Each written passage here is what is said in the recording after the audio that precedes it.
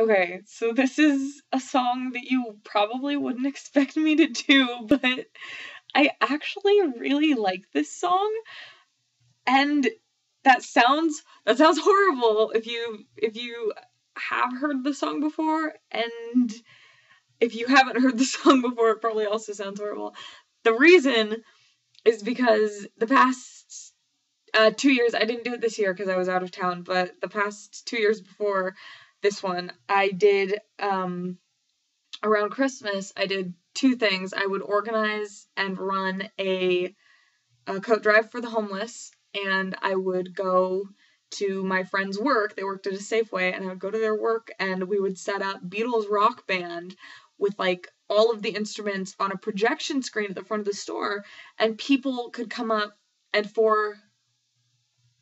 I think it was for $1 you could request a song, and for $5 you could jump in and join the band for a song.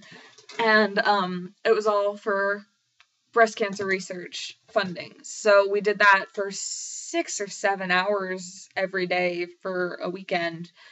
And this song was just a nice change because everyone knows the Beatles, but most people only know certain songs by the Beatles. So every single person that came up and donated would be like, oh, hey Jude, or, Lucy in the Sky with Diamonds. And I can't tell you how bored you get after 7 hours of Lucy in the Sky with Diamonds.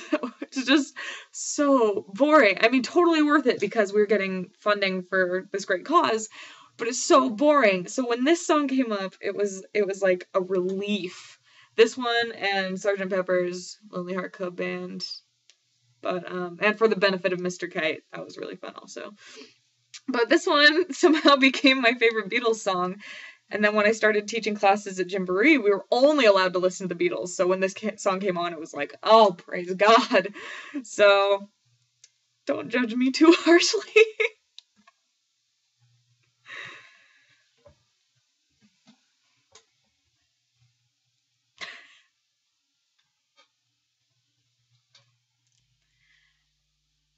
John was quizzical, studied metaphysical science in the home. Late nights all alone with a test tube. Maxwell Edison, majoring in medicine, calls her on the phone. Can I take you out to the pictures, Joan? But as she's getting ready to go, a knock comes on the door.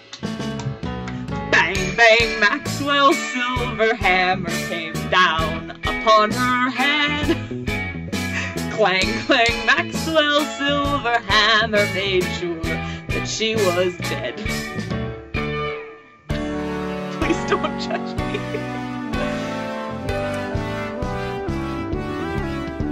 Back in school again, Maxwell plays the fool again. Teacher gets annoyed, wishing to avoid an unpleasant scene.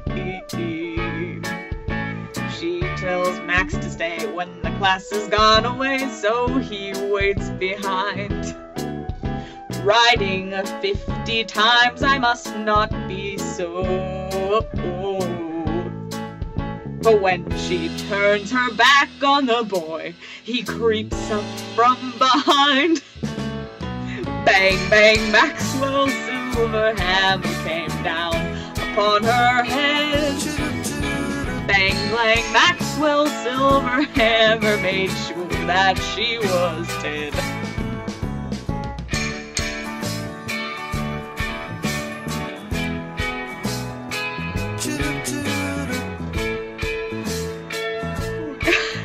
It's so happy!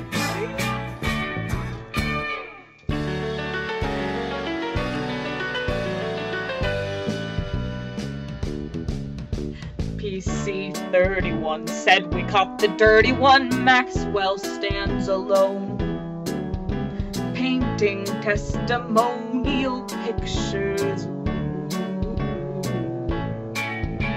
Rose and Valerie, screaming from the gallery, say he must go free.